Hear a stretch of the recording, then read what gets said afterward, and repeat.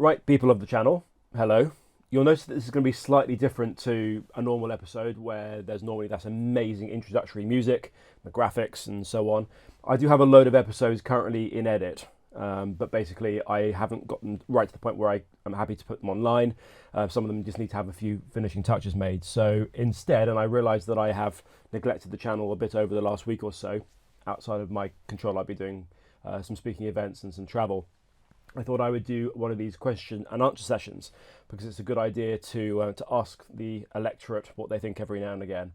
The amount of abuse was pretty low. You guys are kind, well, kinder than perhaps in past years. Anyway, I've narrowed it down to questions which I thought are interesting, and I've sort of melded a few together in case there was a few questions that were very similar. And of course, I've given priority to those of you who are members of the channel, and those of you who are not members of the channel should become members of the channel. There's all the way from diddly squat, where you get very little from giving very little, all the way through to much more elaborate setups. And also those of you who wanted to come to the London event, but basically can't because I shut it all down because we got the numbers wrong. I've given you guys the same level of priority because it made sense.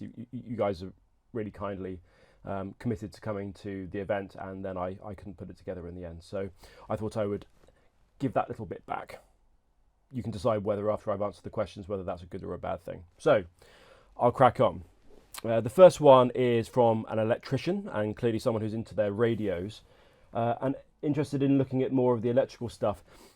It's a really important point to be made, actually, because so much of I think you can just about actually see the electrics panel behind me.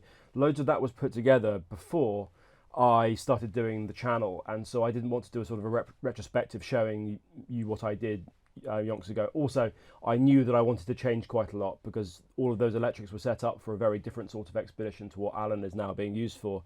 So I've kind of hidden some of it away. But the main question here is, and of course I've showed you me putting in new charging systems and 24 and AC systems and whatever.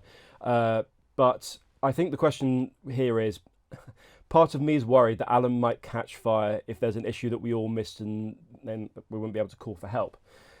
Right.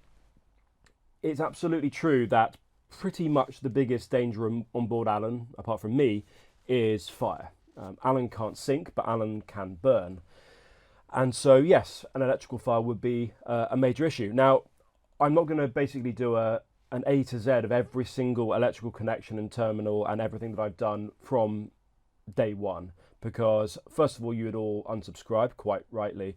And secondly, I'm confident that even when I was less experienced, I was doing the right level of research into what sort of connectors to use, what sort of gauge wire, etc., etc.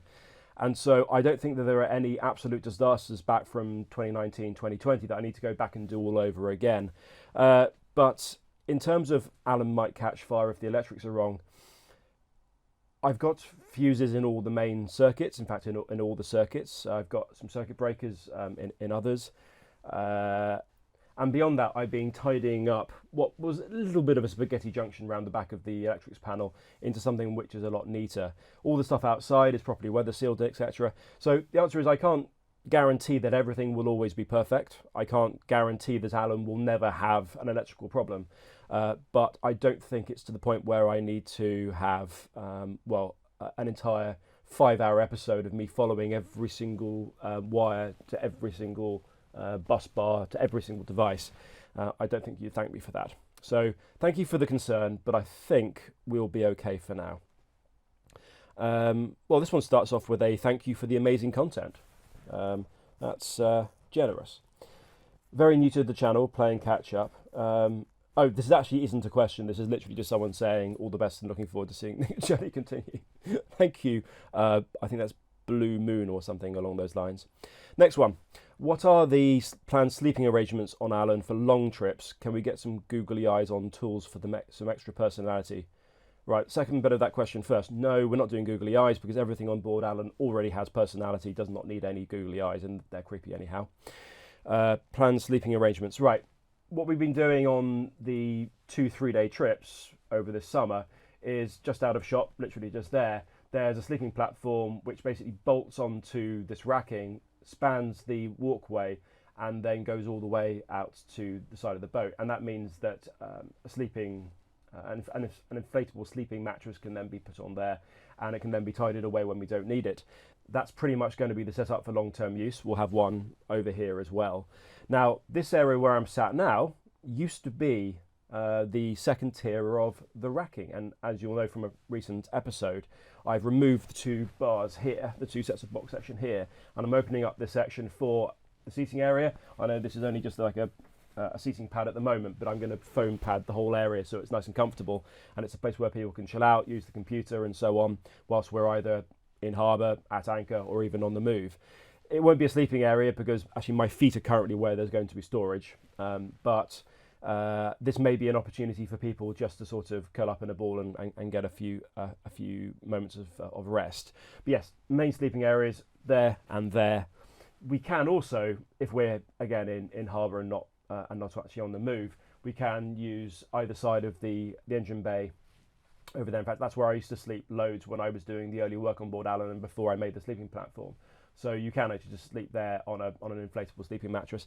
Now, you might think, well, why don't you actually install proper berths, proper cabins?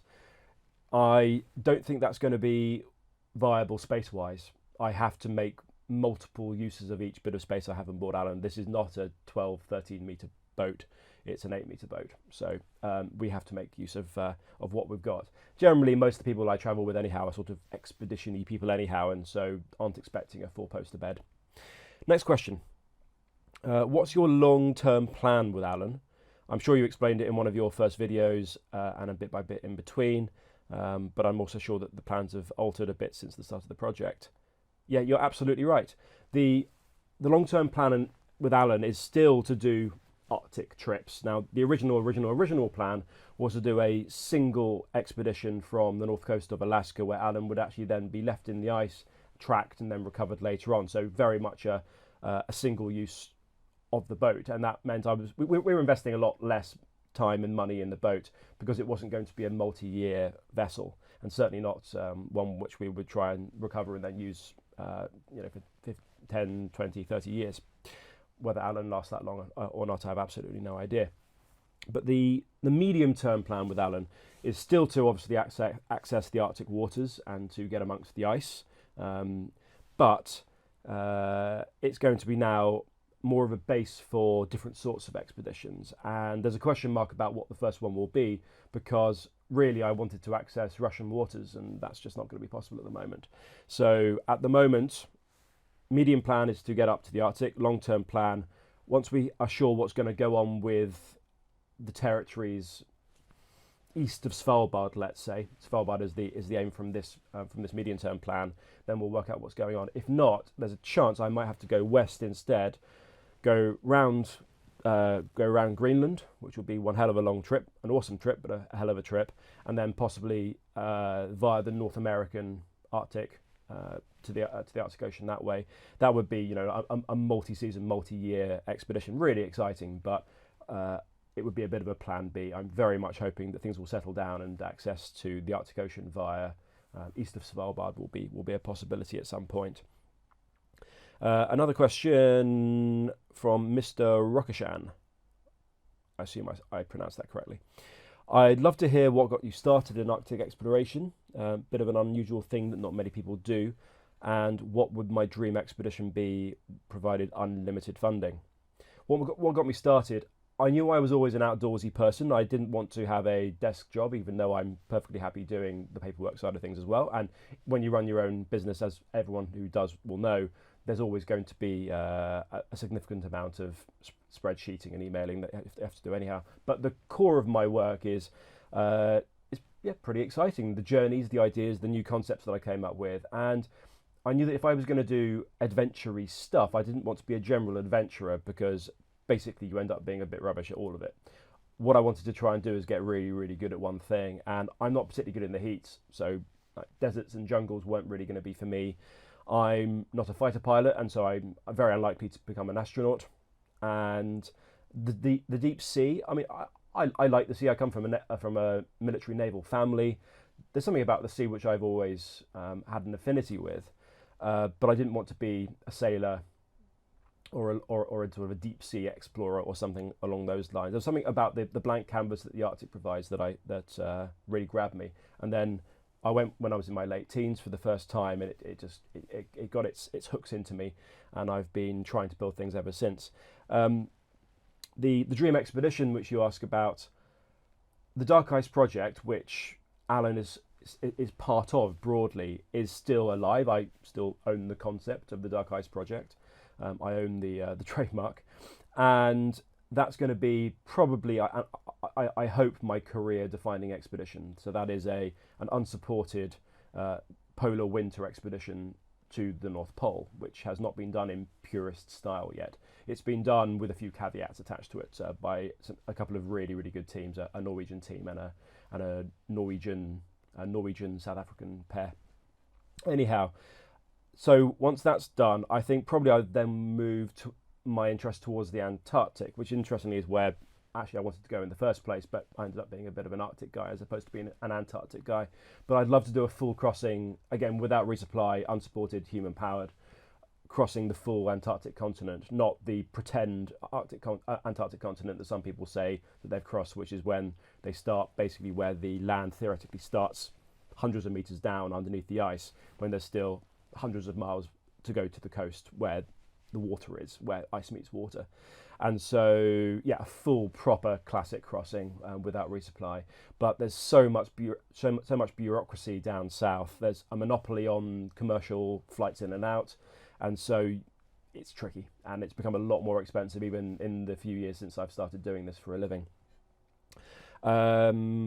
Just bought my second book of yours. Good choice. I have more than two. Definitely buy more. Will there be a book about Alan or its first expedition? Generally, if an expedition just goes really, really well with very little jeopardy, there's not a great deal to write about. And so often books are about when things go really badly wrong or slightly wrong and you have to adapt and adjust. Maybe. I'm absolutely certain that Dark Ice will obviously have plenty of material for me to write about, and Alan is an intrinsic part of what will become the next iteration of Dark Ice. So probably yes, but I hope it will be for the right reasons. From Nathan Ray, I presume Nathan, what is the smallest part of Alan that if it broke, an expedition would end? What's the largest item that you break and still finish the trip? Okay, I'll break that down into the two parts. What's the smallest part of Alan that if it broke would end an expedition? Probably something small inside the engine that I don't even know exists, because although I've got a great deal better at understanding how Alan's diesel engine works, the insides I'm still trusting are in the kind of state that it was more or less new, because the engine hasn't been used very much. It's had lots of clean oil. And it's been well maintained, and so I'm hoping that there's nothing inside which is about to go ping and explode and the whole thing's over. But yes, although I'm looking to have an electric backup power system, that's really just to keep us safe, pointing into the right direction and hopefully getting towards a harbour. To actually carry on, you would need a lot more power than we're going to end up from electric. So yes, the engine has obviously hundreds and hundreds of little critical parts inside it, and if one of them failed, first of all, I wouldn't know really what to do immediately because it's all buried inside, and there's probably not very much I could do about it anyway. So probably the engine. What's the largest item that could break and you still finish the trip?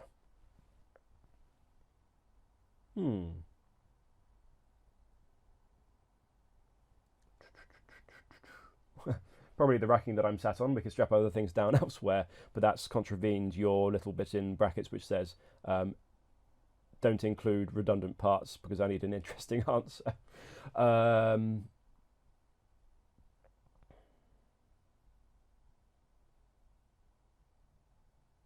I reckon the main 24-volt system could go down and I could jerry-rig something to get us powered back up again, because we're going to have multiple batteries. We're going to have some portable 12-volt and 24-volt lithium systems, so lithium iron phosphate, the one that doesn't tend to explode quite so much as normal lithiums do. And I'm pretty sure that using a number of converters and by choosing what really needs power and what doesn't, we could get things like the radio and AIS all running off a load of other items which are stowed elsewhere in the boat. So yeah, I reckon my full big house bank of 24 volts could just disappear and I could probably get most of the important stuff going again. When external to Alan exploring, will you have handheld radios to communicate with Alan as a base camp? Yes, in fact, you probably can't quite see. Kind of there, I do have a handheld VHF, which is sat there next to a charger, which runs off the 24 volt system. And so, yes, definitely portable radio. I also have little walkie-talkies, which you don't need a license for, just the short distance ones. And they're quite useful, for instance, when I was at the bow doing all the anchor work when Louis was at the helm on the last leg. So I was able to just chat to him about forward a bit, left a bit, right a bit, whatever. And we didn't have to use VHF unnecessarily and irritate other people in other boats nearby. So yeah, walkie-talkies and a proper handheld VHF.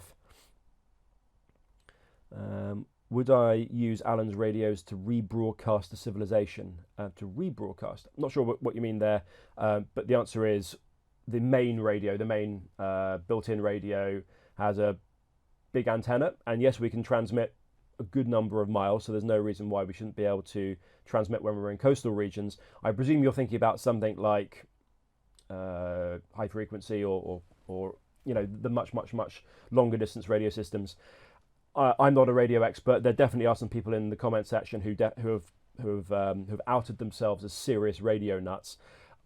I don't want to set up an HF system or anything like that. We're going to have a whole range of satellite communications equipment instead. And so using Iridium and possibly Starlink once Elon Musk decides to actually pay attention to the Arctic a bit more. So no, radio is going to be VHF only, and that will disappoint and enrage some of you. Someone is not sure what a member is. Well, if you head onto my website, and there's a link in the description down there, you will be able to head onto my website, and there's a whole range of different memberships where you get anything from almost nothing to quite a lot of different treats and extras, which otherwise you wouldn't be getting at the moment. So if you want to join the channel, that would be awesome. I try to minimize things like NordVPN or all those sorts of classic YouTube sponsored inserts. And so if you are interested in supporting the channel beyond just watching it, because that helps too, then yes, memberships. And oh, this person has bought and read some of my books and even bought some merch. Merch also can be found linked in the description. Quite honestly, whoever this it's a user with a weird scrambled code afterwards, so I don't know if you have a name. Honestly, I want to know what is up for next year. Right. This Christmas and this new year, I'm going to be heading to the Canadian Arctic to do a ski journey, to do a sort of a classic polar expedition, which is the sort of thing that I do. I say polar, it's going to be Arctic, subarctic. It's not going to be on the Arctic Ocean, but you know, that part of the world, let's call it that. And I'm going to be trying to do a speed trip and seeing how efficient I can be on the ice. That'll be quite fun. Slightly different to how I normally travel, but very much me, pair of skis and a load of snow and ice, which is actually what I do for a living. I'm not a professional boater, as some of you may be absolutely clear about now. Wish you were closer and you could tag along as a fellow seafarer. Well, yes, if you were closer, then you could definitely travel in Alan's convoy. I think actually, on that note, when we get to the northern coast of Norway, and then there's the big offshore bit to Bear Island and then to Svalbard, I am going to try and create a small flotilla of like-minded people, maybe some small yachts heading up to Svalbard as well. Because first of all, it's sociable, but for safety reasons, when you're really far offshore, it would be a great idea to have people actually on the water nearby. And of course, they would love having a proper rescue lifeboat traveling along with them to keep them safe. Can I do a simple exploded view of Alan and his innards? I've already commented that sounds unnecessarily violent, but I see what you mean. Sometimes it's really hard when I'm sort of doing abstract or very tight-in, detailed views of what I'm up to, particularly when I'm sort of down underneath the racking and stuff. It can be very hard to understand where I am on board the boat. I try and orientate you as much as I can, but yeah, I understand that. I've got a lot of stuff on board at the moment. It's basically workshop mode, so not right now. I do actually have some photographs I took when Alan was completely empty right back on day one, so I will try and find those images and get them online. And once I've done a bit of a tidy up, I'll maybe do like a 360 and I can show you guys what it looks like. It's really not ready now. It just looks like the inside of a metalworking shop at the moment. Someone else who has mentioned my books, but this person shamefully has not bought any of them yet. That's shocking. I'm not sure if you even deserve to have your question answered, but I will. What is this Alan trip for, and how many crew? Well, I've kind of answered the one about what the trip is for, but how many crew? Comfortably, very, very comfortably 2, comfortably 3. I reckon 4 or 5 could operate on Alan, over multiple weeks without too much discomfort. Any more than that, the rated capacity of 68 people, probably not anymore. Am I planning to visit Shetland as part of the route north? The answer is absolutely yes. In the springtime, as soon as the weather is good enough, I'm going to do probably 2 or 3 legs up to the Shetlands, and then probably hold there for a few weeks whilst I've got work on during sort of April, May time. And then for the summer, we'll then do what should have happened last summer, but we just ran out of time and there was bad weather, do the Norwegian bit of the journey. So yes, Shetlands. If you're from Shetland, then it'd be really cool to say hi in the springtime. And you can show me where the best beer is. I would like to know what other rescue assets are available besides self-rescue, and are we going to have a mothership a few hours away if there aren't any other ships in the area? No. Obviously, when you're in shipping lanes or parts of the world where there are large ships moving backwards and forwards, they are either a hazard or they can be salvation, but none of them dedicated to Alan. We do need to be self-sufficient, and in particular we need to go basically where the ice allows us to go. We're not an icebreaker, we're not even ice rated, so we need to basically go amongst the pack ice but not actually try and forge a path through it. So having an icebreaker would of course, first of all, be ridiculously expensive and completely negate the point of having Alan in the first place, because then why don't we just use the icebreaker? No, we have to be self-sufficient and deal with things ourselves, with the exception that I just mentioned of it will be really nice on some passages to work in small groups of smaller boats, but certainly not working from a mothership. Will or does Alan have a galley? And then some of you were acerbic about my bagel station, which was over there near the hatch. When we're just doing things like sticking some cream cheese and smoked salmon on a bagel, which you should do regularly, we can just do it wherever. Work surface, stern area, wherever we're sat, we can do that. For anything a bit more elaborate, proper cooking or whatever, yes, behind where you are now, of course, is the reflex heater, which also has a stove on top. It's got a hard bit of steel which acts as a stove. And then on top of the large water tank, there is an acrylic work surface, and that's where we can do some more culinary work from time to time, particularly when we're at rest, at anchor, in a harbour and so on. So yes, definitely there is a galley, but remember there is only one single area, only one single cabin. We don't have different delineated areas. There aren't separate berths, there aren't separate galleys or anything like that. There's no separate heads. As those of you who remember the very early days of the channel when I had long during COVID, when I had long hair because we weren't allowed to have our hair cut, I prepped the toilet seat over there by the hatch. So we don't have separate areas for these different things, but yes, there will be an area dedicated to prepping food and cooking over there. Final question. You're constantly adding ballast to Alan. I am. How much do you need in total and why? Well, although Alan is pretty stable, Alan is very rolly, so not very comfortable. The two things apparently are very different. And we basically had no ballast in the boat when Alan was new, because pretty much every area of void they've just filled with foam for maximum buoyancy to try and increase the capacity of the boat. They don't care how many of the poor 68 people inside here would have been retching their guts up, as long as they're alive and not going down with a ship or not ending up with their demise on board an oil rig. So basically all they cared about was capacity. Now, for more comfort, getting some weight down low is going to help, but again, some people will mention the pendulum motion of having too much ballast in the wrong place can actually make the boat less stable.